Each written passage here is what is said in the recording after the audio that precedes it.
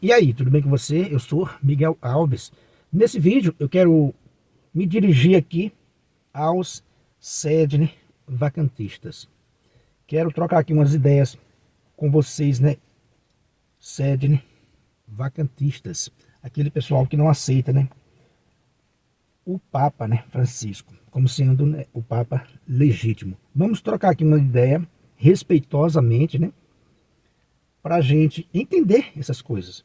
Porque para algumas pessoas isso é sério, né? A pessoa fica realmente comovida, fica preocupada se sai da igreja ou se vai para o sede vacantismo, né?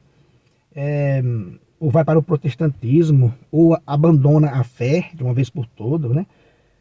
Enfim, é um dilema que não é simples, né? Para quem não está nesse movimento, né, da religião, pensa que é brincadeira, mas não é brincadeira, né? A fé, né, realmente mexe muito com as pessoas, mexe muito com o nosso, né, dia a dia, né? E isso tá desde o começo do mundo, né?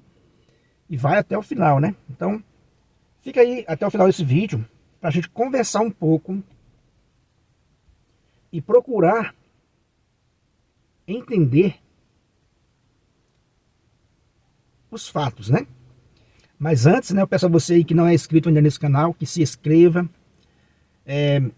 ative aí o sininho, né, das notificações, para sempre que eu postar aqui um vídeo novo, você ser, né, notificado. Então faça isso, né, se inscreva nesse canal, deixa aí um like para fortalecer nesse canal, compartilhe, né, esse canal aí com alguém que você conhece, que gosta desse tipo de assunto. Vamos ajudar, né, eu peço a ajuda de vocês aí para fazerem com que esse canal cresça, né. Então vamos lá, falar do sede vacantismo. Um dia eu estava aqui, eu fui em uma casa aqui de um cliente fazer um serviço, e a gente entrou na conversa, né, da religião. Ele é católico, carismático, né, e a gente conversando, né, ali da religião, citamos o Papa Francisco. Assim quando tinha acontecido uma dessas falas, né, polêmicas do Papa Francisco. E me pareceu, né, que essa pessoa pende talvez para o sede vacantismo, né, essa rejeição, né, ao Papa. Não uma rejeição, ele não mostrou, né, eu acho que não chegou a tanto, né, mas mostrou ali uma rejeição, né, ao Papa Francisco. O que acontece, né, com o Papa Francisco, que dizia ele, né? Então eu comecei a conversar um pouco com esse rapaz, né?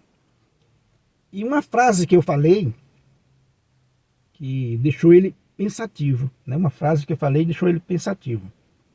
Eu disse, mas e se o Papa não for convertido, né? Realmente convertido como a gente imagina, né?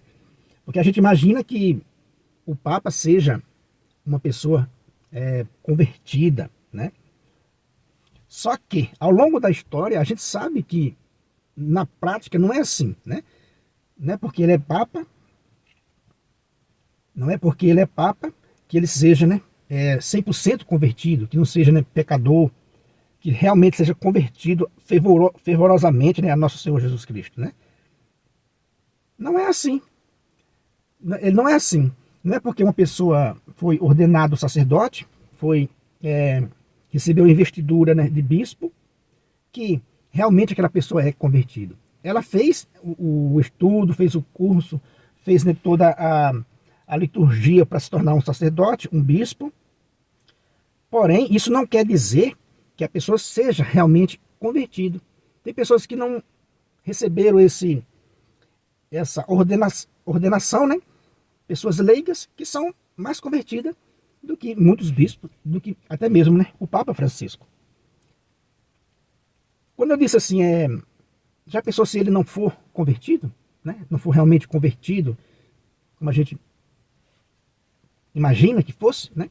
Como eu disse, né, houve papas na história, muitos papas que não foram, né, convertidos, mas mesmo assim não lhe tira a autoridade de Papa, né? Não lhe tira a autoridade de Papa. Veja, os próprios apóstolos que nosso Senhor Jesus Cristo escolheu, quando Jesus Cristo escolheu, eles não eram convertidos, cometiam pecados, eram ambiciosos, interesseiros, tinha, né, entre eles, né, traidores, ambiciosos, ladrão, né, traidor. Veja, entre aqueles 12 que Jesus Cristo escolheu. Agora imagine hoje, com o tamanho dessa igreja.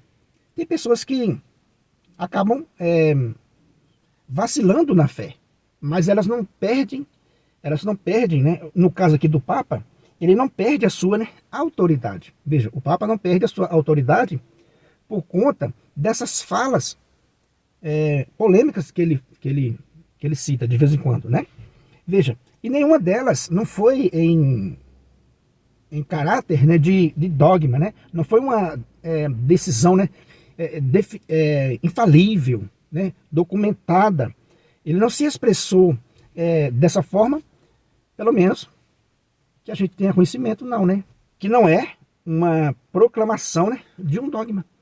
Então isso, né, escandaliza muitas pessoas, mas aqui eu falo também com um pouco de experiência do que eu vejo aqui, que as pessoas que criticam mais o Papa Francisco, nem sempre também elas são convertidas. Observe isso aí, quando você vê alguém criticando o Papa Francisco, veja se essa pessoa é realmente convertida, ou se ela está criticando apenas por criticar, ou mais por motivos, né, políticos. Às vezes a crítica é mais por motivo político, por não concordar com o Papa, né, nessas questões. Ou seja, vamos observar, né, você que critica o Papa, como eu disse, né, para esse rapaz, do qual me refiro, né, será se ele é mesmo reconvertido? Aí a pessoa, eu vi que a pessoa, ela teve aquele segundinho de reflexão. Pior, é mesmo, né? Pior. Você falou uma coisa interessante. Será se ele é convertido mesmo? Né? Então, tem que levar tudo isso em conta. Tem que levar tudo isso, né, em conta. Será se você que critica o Papa é realmente convertido? Para valer? Será se você, em algum momento, não traiu, né, a sua fé? Então é isso aí, né? Para começar aqui o nosso vídeo, né? Essa fala aí no início. Veja, eu vou colocar aqui um texto de São Cipriano, né? Bispo de Cartago. E um texto do Papa Pio XII. Para a gente ir fazendo a nossa reflexão. Veja esse texto, né? De São Cipriano, lá do 3º século, né? O que ele vai dizer? O Senhor disse a Pedro: eu te digo, tu és Pedro, e sobre esta pedra edificarei a minha igreja, e as portas do inferno não prevalecerão sobre ela. Dar-te-ei as chaves do reino dos céus. O Senhor edifica a sua igreja sobre um só, embora conceda igual poder a todos os apóstolos depois de sua ressurreição, dizendo: assim como o Pai me enviou, eu vos envio. Recebe o Espírito Santo. Se perdoardes os pecados de alguém, ser-lhes-ão perdoados. E se retiverdes, ser-lhes-ão retidos. No entanto, para manifestar a unidade, presta atenção nisso aí, né? Ó. No entanto, para manifestar a unidade, dispõe por sua autoridade a origem desta mesma unidade, partindo de um só. Sem dúvida, os demais apóstolos eram, como Pedro, dotados de igual participação na honra e no poder. Mas o princípio parte da unidade para que se demonstre ser única a Igreja de Cristo. Julga conservar a fé quem não conserva esta unidade da Igreja? Confia estar na Igreja que se opõe e resiste à Igreja? Confia estar na Igreja quem abandona a cátedra de Pedro, sobre a qual está fundada a igreja, sobre a unidade, né, da igreja. Veja esse texto de São Cipriano, né, bispo de Cartago. Julga conservar a fé quem não conserva, né, esta unidade da igreja? Confia estar na igreja quem se opõe e resiste à igreja? Confia estar na igreja quem abandona a cátedra de Pedro, sobre a qual está fundada, né, a igreja? Veja, ele aqui nos ensina muita coisa, né? São Cipriano. Ele diz, né, que os demais apóstolos eram dotados de igual participação na honra e no poder.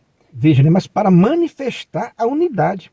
Quer dizer que a questão aqui, meus irmãos, é a unidade querida por nosso Senhor Jesus Cristo. Veja, né? Lá no Evangelho de João, capítulo 17, é um pedido do próprio Cristo, né? Para que todos sejam um. Então, toda vez que alguém, né, não trabalha no sentido de unidade, não procura entender isso, procura sempre, né, a discórdia, né? Procura sempre a desunião, dividir o cristianismo, está se opondo à vontade de nosso Senhor Jesus Cristo. Infelizmente é isso. Quando alguém não trabalha para a unidade, questionando, né, o Papa Francisco, as suas palavras, que repito, né, não são dogmas de fé para os cristãos, não agrada, obviamente não agrada, mas também não é dogma de fé. Então, né, mas a gente tem que entender que ele está lá na cadeira de Pedro, né, na cátedra de Pedro, sobre a qual está fundada a igreja, para manifestar a unidade. É isso que você tem que ter em mente. Não querer quebrar essa unidade. Eu vou agora mostrar um texto, né, uma fala do Papa Pio XII, sobre a unidade da igreja também, para a gente refletir um pouco, né, e finalizar o nosso vídeo. Veja essa fala do Papa Pio XII. Aos que se enganam perigosamente, crendo poder-se ligar a Cristo, cabeça da igreja, sem aderir fielmente ao seu vigário na terra. Porque, suprimindo esse chefe visível, quebrando os laços luminosos da unidade, eles obscurecem e deformam o corpo místico do Redentor, a ponto de ele não poder ser reconhecido e achado dentro dos homens, procurando o porto da salvação eterna. Olha esse texto, né, do Papa Pio XII. Quer dizer que suprimindo esse chefe invisível, quebrando os laços luminosos da unidade. Olha só. Né? Fazendo isso, obscurece, deformam o corpo místico do Redentor. Veja, meus irmãos, né, a gravidade que é quebrar a unidade, né, da igreja. Quebrar a unidade da igreja. Os irmãos, né, separados protestantes quebraram essa unidade no século XVI e cada vez mais, né, vão para longe dessa unidade querida por nosso Senhor Jesus Cristo. O que a gente vê, o que a gente pode analisar tanto no protestantismo quanto no sedevacantismo, é que ao fazerem isso, né, ao quebrar essa unidade da igreja, a dividir os cristãos, no fundo é uma descrença no próprio Jesus Cristo. Veja, no fundo, né, dessas almas existe uma desconfiança nas promessas de Cristo. Não acreditam totalmente em nosso Senhor Jesus Cristo. Né? Não acreditam totalmente em nosso Senhor Jesus Cristo. Por que eu digo isso?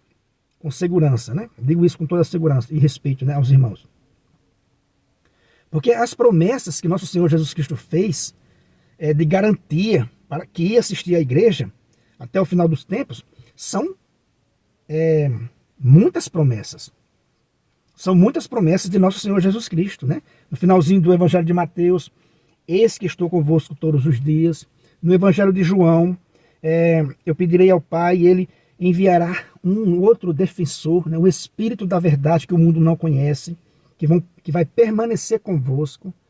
Ou seja, né, são muitas promessas de nosso Senhor Jesus Cristo. Para eu cair no sedevacantismo, para eu ir para o protestantismo, para eu ir para o ateísmo militante, para eu sair da igreja, antes, né, eu precisaria, né, apostatar da fé em Jesus Cristo. Veja, né, o movimento sedevacantismo e o protestantismo, eles não levam em conta as promessas de nosso Senhor Jesus Cristo. Se você quebrar essa unidade, como disse o Papa Pio XII, você deforma o corpo místico de Cristo. Né? Você deforma, você não encontra ele, como disse o Papa, né, Pio XII, como você viu no texto. Se você perguntar para os protestantes, onde está a igreja de Cristo? Eles acham que a igreja de Cristo é uma igreja, para alguns deles, né? A igreja de Cristo é um movimento espiritual apenas. Aí você cai, né, no relativismo. Você não encontra esse corpo de Cristo, esse corpo místico de Cristo, que é a igreja, como disse, né, o Papa Pio XII. Se você for, né, para o sedevacantismo, você nega a autoridade do Papa, nega o magistério da igreja, aí fica aí, dando crédito a bispos que foram ordenados não pelo Papa, mas sim de uma forma própria, não está em comunhão plena com a igreja. Ou seja, né, você quebrou essa unidade, faz como o Papa disse, Pio XII, né?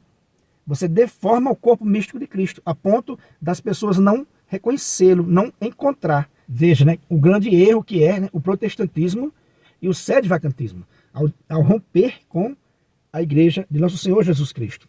Uma coisa que eu queria falar aqui é o seguinte: quando você dá crédito demais para essas, né, polêmicas do Papa Francisco, quando você dá crédito demais e sai da igreja por conta disso, você está mostrando com isso que está dando crédito de menos às promessas de Cristo. Não está levando em consideração a fala de Nosso Senhor Jesus Cristo, que disse: olha, as forças do inferno não poderão vencê-la.